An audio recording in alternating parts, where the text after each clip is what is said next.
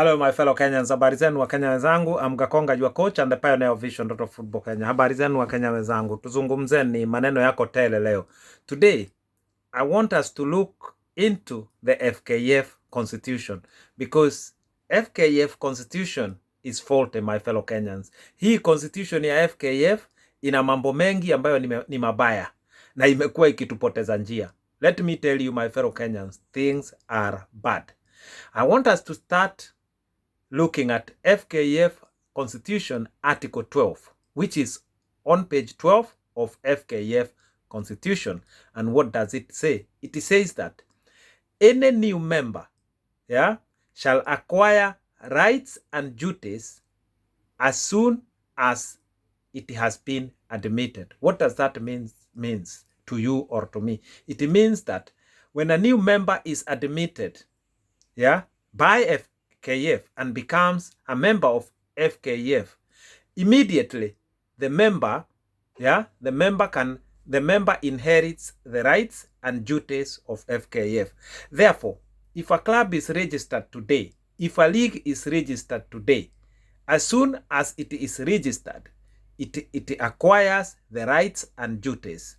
Now, where is this issue where we are being told that a club must be with FKF or registered with FKF for 3 years before it can vote?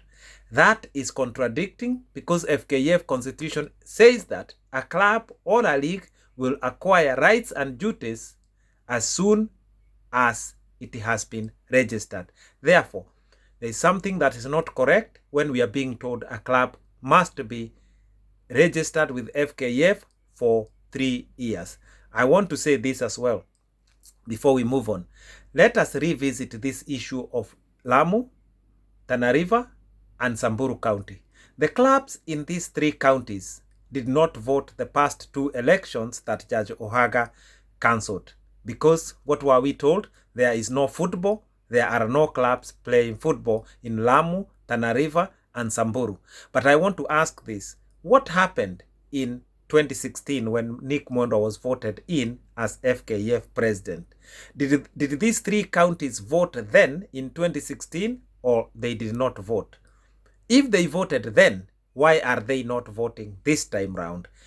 If they did not vote then in 2016, what has been FKF doing in the last 4 years that they could not have made sure that this county's football is sorted and they can vote in the next election, which is where we are today? So these 3 counties have been neglected, and I want to know whether they voted in 2016. If they didn't, why? And why from 2016 up to now we are being told there is no football in these 3 counties. I know football exists in Lamu. I've been there so many times coaching, and I have seen so many clubs taking place in Governor's Cup. I have been also told that by somebody in Tana River that 200 clubs took place. They participated in Governor's Cup in Tana River. Samburu, I'm being told the same story. So I don't understand this issue of FKF telling us that these 3 counties have no football. Now, again, go back to 2012 when Sam Nyamoya was voted in as FKF president. Did these 3 counties voted? If they did, what happened between then and now? But the bottom line is here. FKF has failed to sort football in these 3 counties, no matter how you look at it. You cannot be in office for 4 years, 4 good years, and then come and tell us you want to go back for another 4 years, but for the last 4 years, you have not seen it fit to sort football in these 3 counties. Somehow forget. This 4 year is a pipeline dream, my fellow Kenyans. Now let's move on. I want to talk about Article 42 of FKF Constitution, and this is the article that talks about the president. And I want to talk about section 1, and I want to read sub-article 1. Sub-article 1 says that the president is the FKF the president represents FKF legally. That is correct. We have no issue with that, because if FKF goes to FIFA or to CAF or anywhere else, the president goes. And he goes there because he legally represents FKF. But listen to the next part now. The next part says that FKF president is the legal representative of the federation. That is wrong. We cannot have the president being the legal representative of FKF. That he's the one who deals with the legal matters of FKF. It is not right. It should not happen because the president is not a lawyer, and the requirement of FKF president does not include that the president must be a lawyer. So how then can can the president be elected and be told that he represents FKF? He's the legal representative of FKF. That is wrong. Now, the next section says that the president is the spokesperson of the federation. Again, we cannot exercise all these voting rights here to vote a president who then also becomes the spokesperson of the federation, because this is where we get sold PR. Everywhere we are being sold PR by FKF.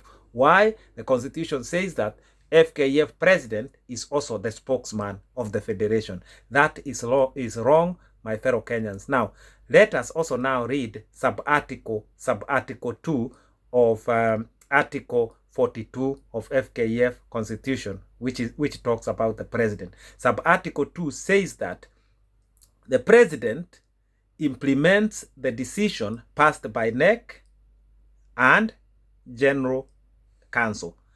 The issue of implementing the decisions made by the NEC or by the General Council should be the work of the CEO. My fellow Kenyans, it is very important that we know that the president of FKF is not supposed to implement decisions. He's supposed to make the correct decisions together with the NEC, which is decision-making body, and then those decisions are passed to the CEO of the organization to implement those decisions. That is how it works, and the president should have no hand anywhere trying to implement any decisions passed by the NEC or the General Assembly or the General Council of the Federation, who are all the delegates together. They are called the General, the General Council, or the Council.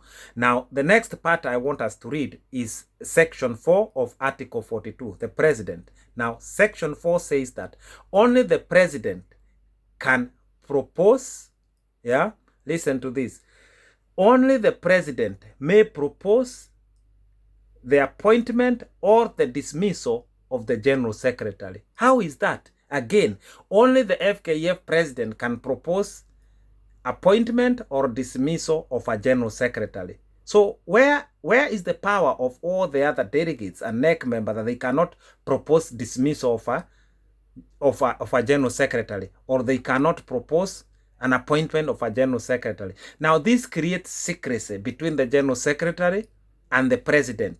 This creates corruption between the General Secretary and the President. It is only the President who have these powers to dismiss a General Secretary or to appoint or to recommend the appointment of a General Secretary. This is wrong. This power should not be vested on the President. Please, Wakenya wenzangu. Now, the next point is this. I want us to read Article 43 of FKF election. Article 43 says that a president may be re-elected, for a further 2 terms of 4 years. So once the president is elected, after 4 years, can then also be elected for a further 2 terms of 4 years. That is a total of 12 years. How many Kenyans today have questioned this decision that we cannot have FKF saying that they can have a president for 4 years? Sports Act says that president of a federation will only serve for a maximum of 8 years. Now here we have a constitution of FKF saying that a president can be elected and then re-elected for a further 2 terms of 4 years. Now, with all these problems I'm quoting here direct from FKF constitution, how does FIFA think Kenyan football is run? How come FIFA cannot pick all these problems I'm picking related to conflict of interest, related to too much power vested on the president? Yeah, and then this is where I keep saying when NEC member belongs to Team Blue, when the chairman from the branches belong to Team Blue, when we have sub-counties also being Team Blue, we have an entire line of yes men who can never question the president. Hence we have the issue of OBE van money just being approved like that. No one questions. Hence we have the delegates being taken to Egypt, to AFCON. Hence no one questions. We have so many wrong decisions made by FKF and no any NEC member who are supposed to be the oversight authority, who are supposed to question decisions. They cannot question because they become yes men. As soon as they are elected and then they elect the president, they become yes men because they are aligned with the president, because the president becomes their leader. This is like a political party, and that's why I keep saying in Kenya we must usher in people-centered football. This football governance, which look like a political party, is killing our football. All elected members are yes men. That is why you keep hearing 35 counties are Team Blue. Yeah, 8 NEC members are Team Blue. And who is their leader? Exact person we know. The president, Nick Mwendo right now, or even if a new president is elected, a new president will only be elected if he have enough yes men behind him. That's how someone becomes the president of FKF. And then the men behind him, they all become yes men who do nothing. They do not question any decision. They always get told what will happen and they become yes men. These guys are yes men. We cannot have football in Kenya where everyone becomes a yes man. No, we must sort our football system so that people who are elected have authority to question, have authority to oversight, and they do not become yes men. We want delegates who are elected to go and represent Kenyans there. We don't want yes men being there at the national office, making decisions, pretending to make decisions, but these decisions are made by one man who is basically their leader, their godfather. The rest are yes men. My fellow Kenyans, there is a saying that says that if you want to enslave a Kenyan, ikiwa unataka kufanya Mkenya mtumwa, put the details on the document. Why? Because Kenyans never read. No matter how educated are Kenyans, Kenyans don't like to read, and this is dangerous. This is why I'm saying we have had football elections for the last, 10 years huko, wakati wa kina Sam Nyamoya from 2012 up to now. How come no single delegate have ever questioned what I'm questioning? These are serious matters I'm dealing with. These are serious questions I'm questioning. Please, why? How it comes that no Kenyan has questioned this? No elected delegate has questioned this. There has been general meetings now and then, 76 delegates. How come they don't pick this kind of problems I'm picking here for my fellow Kenyans to not be mistreated by the federation? Kenyans, let's learn to observe the details. Let's learn to read. And we must teach our children that they must look every single detail on a document. Let us eliminate this narrative that if you want to enslave a Kenyan, put it in the document. Put the details in the document. A Kenyan will never read a document. This is too dangerous. This FKF document, the constitution, is so dangerous.